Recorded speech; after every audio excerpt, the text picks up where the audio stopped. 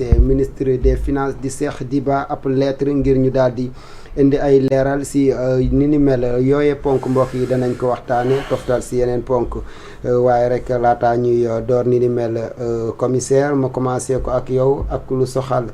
décision bi nga xamante ne nii Cour suprême daal dina koy jël neenal arrêté bu ministre de la communication bi nga xam ne daf doon dakkal 381 médias yi nga xamante ni nii dafa jàppoon ne sàllowuñ ak code de la presse tey ñu neenal décision bi ni mel liñ naan xëy na kuy xalam di si jaayu tey nan nga gisee décision bi ni mel par rapport ak ndamal Public SNTV si kanamu ministre de la communication Aliou Sall. D'abord damay jaar fi ma jaaroon avant ma ñëw fii. Oui. Parce que démb dama réagir par rapport ak lii. Parce que il fallait le faire. Parce que dafa am ku jóg porter combat bi quand tout le monde était debout quand même. Oui. mu am ku jóg xàll yoonam. muy Aïssatou Diop Fall. Oui. xeex ci yoon wi avec détermination. ba lii ñëw jaar ci yoonam moom. Il faut le dire, hein. Elle a porté le combat ci fi nga xam ni fa la ñëpp taxawe woon. jàkkaarloo ak yoon. xam ni Sénégal gi soppeekoogul. ba nit war fi indi li nga xam ni suñ ko nangoo rek lay nekk. suñ ko nanguwul du mës a nekk. bugguñu indil régime mu nooteel surtout nag ñi nga xam ne dañu jékki-jékki rek ni pëcc ci penc mi. kenn xamul lu nu xam ak lu nu mën. mais xam nañu li nu bëgg. ñoom li nu bëgg mooy créer situation bi nga xam ni dañuy tënk ñëpp ngalaab ñëpp dara du bouger. léegi rek maa ngi lire benn document bu intéressant ci rapport bi am ci ñaari doole yi nga xam ni moom mooy presse ak li nga xam ni moom mooy pouvoir temporel bi. waa ji di wax ci document bi que ni danoo toll ci jamono ji nga xam ni ñaari doole yooyu dañu ànd ci ñaari àndin mais en général dafa am situation yi nga xam ni comme bi xew Sénégal fii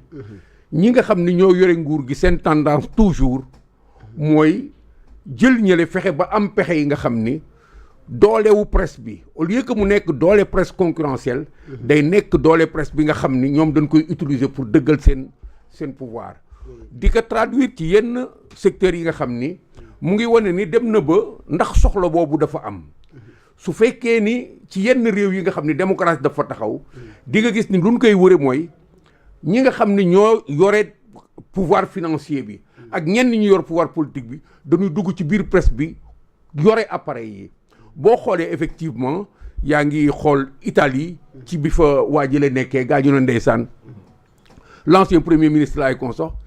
il était le patron incontesté de toute la presse italienne ailleurs et ailleurs da ngay gis ay interconnexion yu am diggante presse bi ak yeneen puissance politique ak financière yi pour mën a utiliser presse bi ci li nga xam ne moom mooy orientation politique yi ñu am fii nous avons eu un passage bu jàll Berlusconi am na fu nu jaar ci li nga xam ni joué nañu naxante nañu tegante nañu dënn mu jàll avec beaucoup de subtilité mais ñii ci beneen versant bi la ñu nekk soo demee ci dictature nag dictature moom day taxaw daal di limiter doole presse bi jaay doole utiliser ñëpp à son sein tey li jot ci affaire bi mooy véritablement il faut féliciter Aïssatou Diop Fall ci taxawaay bi mu taxaw par rapport à cette question là ba indiwaat réalité wu ni presse dafa nekk ci cadre bi nga xam ne cadre démocratie la cadre loi la mënuloo ci sottal dara te on est au Sénégal on est en démocratie et je crois que la leçon est bien passée autant pour ñi nga xam ne ñoo ñuy diriger que pour les autres acteurs de la presse parce que ce n'est pas seulement une victoire de Aïssatou Diop Fall c'est la victoire de toute la presse parce que dans la lecture de cet événement là il ne faut pas que ñu comprendre que ni applicabilité bi ça concerne une personne mais ça vient remettre en cause lépp li nga xam ni ñoom taxawal na pour notre presse bi donc on s'en félicite en même temps et on félicite chaleureusement Aïssatou Diop Fall. Merci beaucoup commissaire en tout cas mu ngi noonu doyen yow itam ça fait l'occasion nga mën si joxe sa xalaat daanaka victoire bi ni mel Aïssatou Diop Fall nee na victoire justice la Mamadou Ibra Kane aussi moom it nee na victoire liberté de la presse la tey mu nekk loo xamante ne nii daanaka désavoué nañ ministre de la communication yow itam ban observation nga am si wàllu yu ni mel. waaw Abdou Aziz xam nga li nga xam ni moom mooy décision bi ñu Cour suprême génne au-delà de la personne de Aïssatou Diop Fall qu'on félicite qu'on refélicite parce que vraiment on l'a fait à travers beaucoup de plateaux déjà te du ñun rek maanaam képp koo xam ni rek maanaam nit ku yoon soxal ak le droit soxal ci réew mi ak ci bitim réew saluer nga lu ni mel mu jëm ci Aïssatou Diop Fall mais aussi mu jëm ci la Cour suprême bi nga xam ne moo wax le droit parce que tamit mënoon nañ ko bañ a def aussi ndax gis nañ fi ay cas yu mel noonu yoo xam ni ay cas de justice yoo xam ni nit ñi amuñ ci satisfaction donc mënoon na demee comme yeneen cas yi nga xam ni nit ñi amuñ ci satisfaction mais jàpp naa ni exemple la boo xam ne ñoom joxe nañ ko jox nañ ko seeni pairs ceux qui doivent dire le droit dans ce pays pour leur montrer la voie pour leur montrer que ni yoon rek mooy yoon lu dul yoon du yoon te it réew mi dafa am ay chartes yoo xam ne ñoom ñoo ko charpenté ñoo ko téye ay keno yoo xam ne sur le plan de la justice moo ko téye surtout nag lu jëm ci wàllu presse tout est tracé xam nañu lan mooy lan ku nekk fan nga war a teg sa tànk tey suñu amee un ministre boo xam ni vraiment lu su ma mënoon wax ni un ministre boo xam ni qui sort de l'ordinaire dans le mauvais sens véritablement mu ñëw taxaw au lieu que mu am xalaatu dem ci presse bi saafonteeg ñoom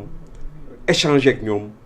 am une intelligence ak la presse ak importance bi nga xam ne presse moom la am ci réew moom mu ñëw bëgg maanaam jóge ci kaw ndiggu presse bi ba nga xam ne képp ku ànd ak ñoom di nga mën a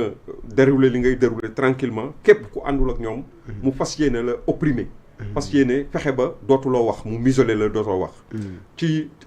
dynamique boobu la nekkoon ba mu ci la nekk ba ñu commencé ba léegi ba régime bi taxawee ba léegi ci loolu lañ ko gis c'est pas la première fois c'est la énième fois on l'a vu avec le cas de l'autre télévision qui se trouve vers Yoff là vers Wakam je pense que c'est 7TV voilà le truc les échanges yi ci amoon conférence de presse yi attaques yi ñëw gendarmerie occupé buntu këram buntu kiyam télévision et tout loolu yëpp dund nañ ko fi